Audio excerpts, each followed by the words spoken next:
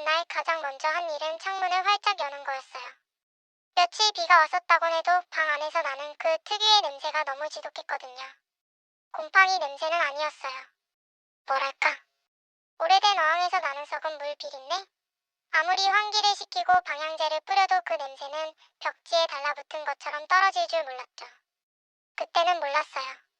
그 냄새가 이 집의 원래 주인이 누구인지 알려주는 경고였다는걸요. 일주일째 되던 날이었어요.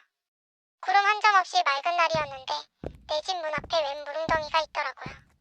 아니, 자세히 보니 그건 발자국이었어요.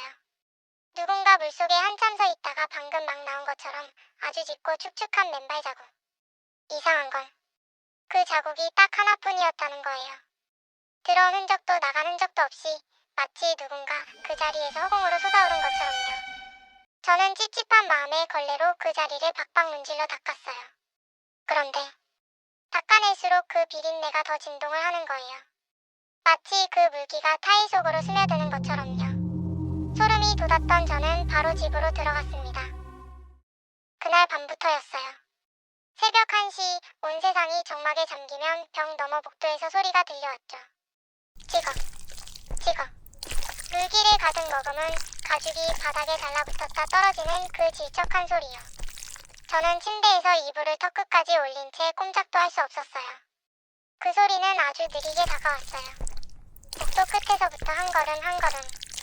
그러더니 정확히 제 머리맡이 있는 벽 너머 현관문 앞에서 딱 멈추더군요.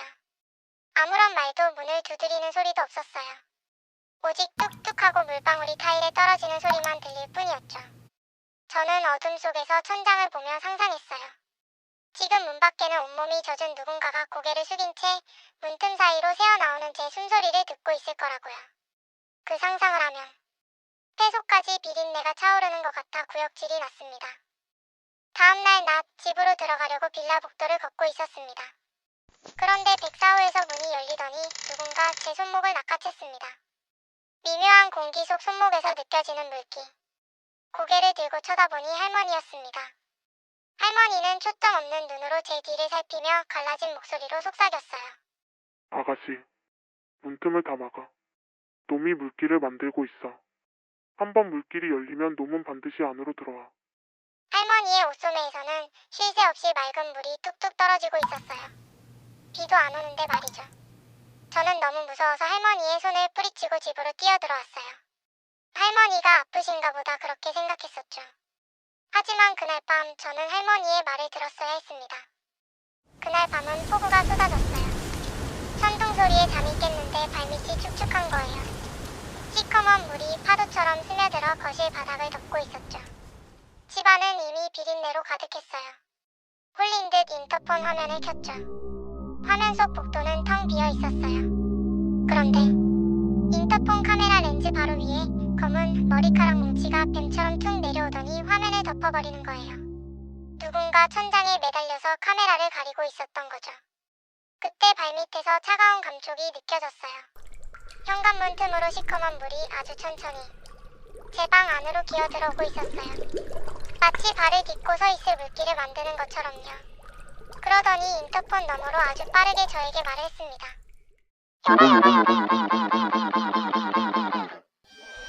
그 말을 듣자마자 저는 그대로 기절했습니다. 다음날 아침 현관문에서 기절했던 저는 밖이 소란스러워 눈을 떴습니다. 밖으로 나가보니 경찰들이 104호로 들이닥쳤어요. 104호 앞에 있던 이웃 주민이 제게 사색이 되어 말하더군요. 104호 할머니가 이미 사흘 전에 욕조에서 구독사하셨다고요. 수도꼭지가 고장나 집안이 온통 물바다였다는 말에 저는 정신을 잃을 뻔했습니다. 그럼 어제 제 팔을 잡았던 그 차가운 손은 대체 누구였을까요? 저는 그날 바로 짐을 싸서 나왔어요. 마지막으로 텅 빈 방을 둘러보는데 이삿짐 박스가 놓였던 자리만 바짝 말라있더군요.